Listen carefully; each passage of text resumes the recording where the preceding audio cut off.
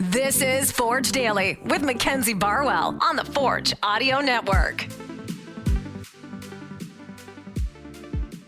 Forge fans, welcome back. Today is June 7th, 2023. I'm your host, Mackenzie Barwell, here to give you all things Forge. An exciting day content-wise. We've got both an episode of Behind the Beard and Forge Daily out today. Training was in full swing this morning at 9 a.m. I was watching from the 7th floor and pretty low visibility, to be honest, with the smoke. It was almost like there was this haze over the field. Super weird. Kind of also smelled like campfire outside.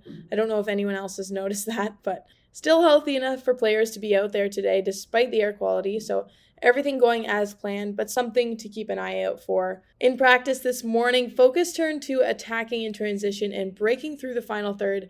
As you know, being clinical in the box and finishing is a huge priority for Coach Bobby Smirniotis and the rest of Forge FC going into this weekend's matchup, but also for the remainder of the season entirely. A reminder that Forge FC to take on Pacific back at home on Saturday. They're coming off a 6-3 win against Vancouver FC, so no lack of scoring currently on their end. CPL standings are looking pretty consistent. Forge FC at the top of the podium, then Pacific FC, and in third place, York United, who recently ended their winning streak in a 1-1 draw to Valor FC.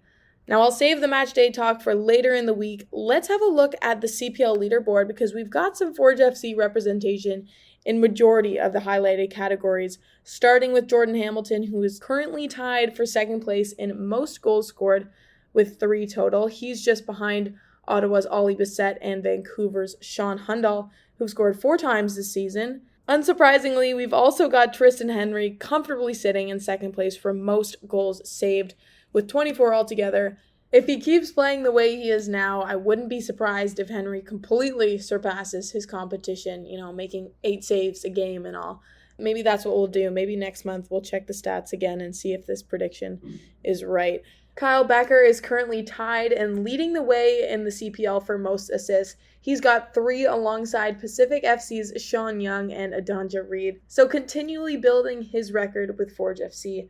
Also, center back Mandrakar James, he's got 548 passes thus far. He's sitting second in the league behind Halifax's Lorenzo Calgary. And, if you know anything about Coach Bobby Smirniotis and Forge's playing style, you know that it makes sense for their center back to have accumulated almost 600 passes a quarter of the way through the season.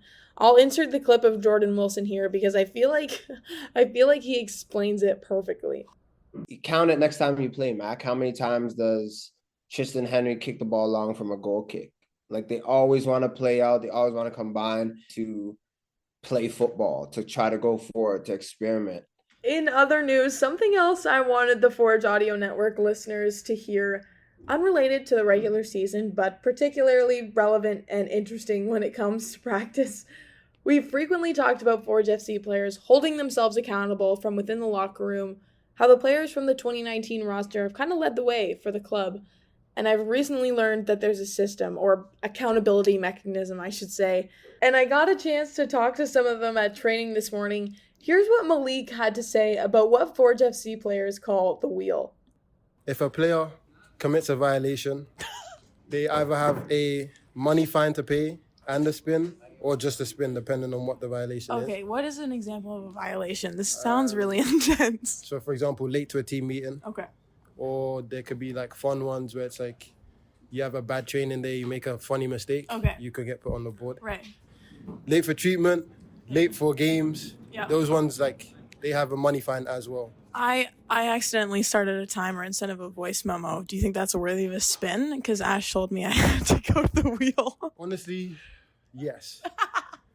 Yeah. So, of course, after learning this information, I got curious, okay? I may or may not have started a heated debate as to who has the most spins so far. Here's what Noah Jensen and Alex Achinioti-Jönsson had to say. Also, I think Dom Samuel chimes in here too, so keep an ear out for him. Okay, the person who hasn't spun the wheel the most, but that should have, is Jordan Hamilton, because he accumulates the most fines, but I don't know if he actually pays them all. Kalongo's gotta have the most spins. Kalongo had like 5 stuff like on the board. Remember, he had like 2 switch appearances, a fine, a timbits. He had like a lot of stuff. I think Kalongo has to be Chris Kalongo has the most spins. Okay, what's the worst outcome on the wheel? we've recently got a second wheel. We call it the high. It's like the high roller. Okay. So now it's like even higher fines and you could get more unlucky on that side. Yeah. Oh. A switch appearance. If I have an appearance to do, let's say going to like a fit for Forge, don't want to go.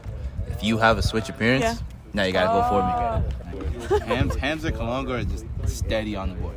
This is on the record. I hear you might have the most spins out of everyone on the team. What do you have to say about that? Definitely not true. Who has the most spins? More spins than me? Let's say. No, there's no way. There's no way. Oh, Habs, bro. Habs on 5 right now. Okay, so you're gonna fight and say it's not you then. It's 100% not me. These are fictitious claims. There are fictitious claims from multiple sources. People just love to hate on me, man. I have haters. That was Chris Kalongo speaking. A few accusations for him and Jordan Hamilton. Honestly, I don't know if we'll ever know the truth. There was a lot of denial going on at this morning's practice. That is all I have for you today. Thank you so much for listening. A friendly reminder, you can tune into Behind the Beard today, and I will talk to you tomorrow for another episode of Forge Daily. This has been Forge Daily with Mackenzie Barwell. If you like what you heard, please like, follow, subscribe, comment, and share. You should ask who doesn't get put on the board most, and that's me. Yeah. For least spins? Yeah, I don't see Malik. Malik's not on there. Alessandro as well. He's not there. We're good guys, man. You're on the board right now with like 3 spins. So 3 spins? No, I'm not. I swear to you, bro. When you go in, you'll see. Smile times 3. That's you. On the Bro. board. Truth is coming All the way at the top. You're at the top.